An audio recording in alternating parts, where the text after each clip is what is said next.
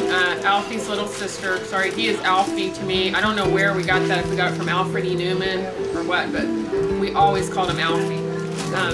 He is 13 years older than I am, so he was much older, obviously, and he treated me like gold when we were kids. He was just the classic, really good big brother.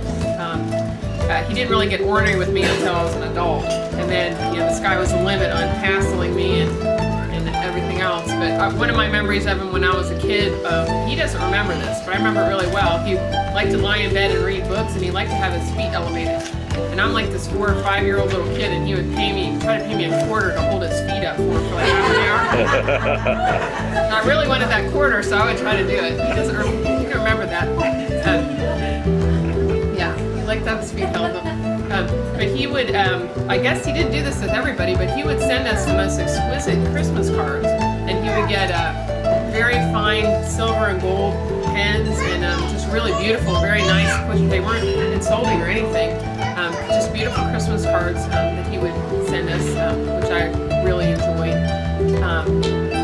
We got to spend time 2 summers ago, Myrtle Beach, our family, and he went and stayed together with my dad down in South Carolina. And one of the funny memories that I have of him there was that we played a game of miniature golf, and of course Alfie being the great golfer, you'd assume that he would win. Well, I beat him. I'm Nick Vincent, and Al and I go way back to the mid-60s. When he used to do his limey impression.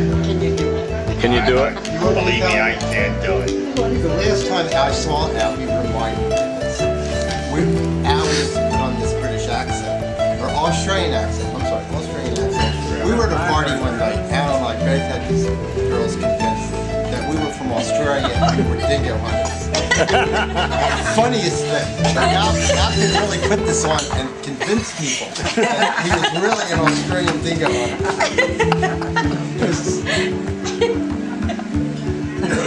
Okay.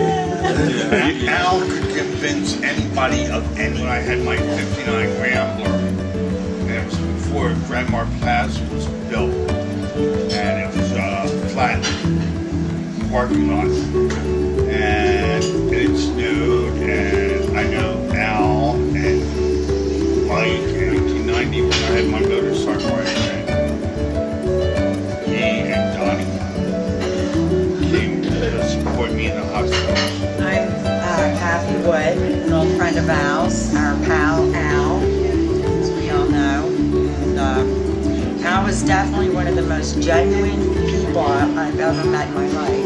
He was the real deal, and I would never believe that he would do this. He was not, I don't think any of us believed that Al would ever have done this, but he did, and I'm really sad about it. I think I'm still absorbing it, but I'm glad that we're all here together sharing our thoughts. Thank you. Al lived across the way from my sister and I. But for the longest time, he only had eyes for Katie, and they became an item, they became a couple. And my sister died, he and I became a couple. We needed each other, I needed him, he needed me. My name is Tony Colgan, and it was my privilege to know Al. I shared a lot with him about classical music and the Beatles, and of course most noticeably was the day we went to Philadelphia to see the Magna Carta. I found out easy to be with. He was non-judgmental. He never said a bad thing about anyone. He impressed me with his intelligence, and I can't get him off of my heart. He did give me my first Barbie doll. It was a big deal in a girl's life. It was a bionic woman Barbie doll.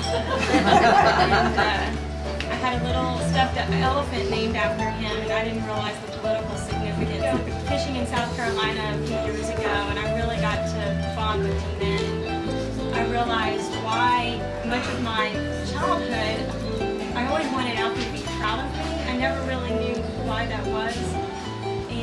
And I think it is because he was just larger than life and he knew so much. So I figured that if he approved of me, then, then I was pretty Marty, I grew up with Al's younger brother, Doug. Al had a sense of humor that was just unbelievable. He's one of the few people that could just make me laugh so hard instantaneously. And I just have a picture of him doing this, the glasses down, looking up over him to see your response when he said something humorous, we're missing. Douglas's daughter, which is Al's brother, and the same as Jennifer. I didn't know him a lot of my adult life. The last time that I saw him, unfortunately, was when I went to my grandmother's house. He was the one that came and got me there, and I was sitting there and I was trying to think after I talked to my grandfather and everything, and he was saying if I wanted to say a few words about him, and it's really weird, Jen, that you said about your Barbie doll, because I remember I was really, really young. He gave me my first Rover hand puppet, and I loved that thing so much. And it's just, I can't believe it. I can't. I don't understand.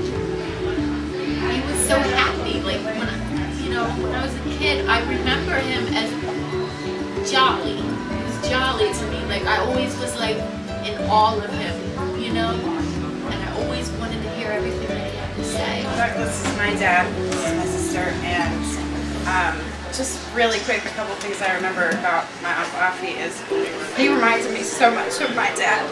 And he was the cool uncle, not that I could kind of do stuff around and he wouldn't tell them. And just, he was just a piece of my dad for me. And he called me about a month ago out of the blue. I was in Myrtle Beach, that was the last time 2 years ago that I spent the week with him. And he did call me out of the blue a month ago. We talked for a long time on the phone. And I remember calling Alex and just telling her that I felt that he seemed sad, and but it was, I'm so happy that he called and that we had the conversation. Let not your heart be troubled. You believe in God, believe also in me. In my Father's house are many mansions. If it were not so, I would have told you. If I go there to prepare a place for you, and if I go and prepare a place for you, I will come again and receive you unto myself, that where I am, there you may be also. Whither I go, you know, and the way you know. I believe that, God he's got mansions for us up in heaven, and in a time of a tragedy like this, that's where we have our hope. It's hope knowing that we're able to see people who have passed away again. And, Romans 10:13 says, for whosoever shall call upon the name of the Lord shall be saved.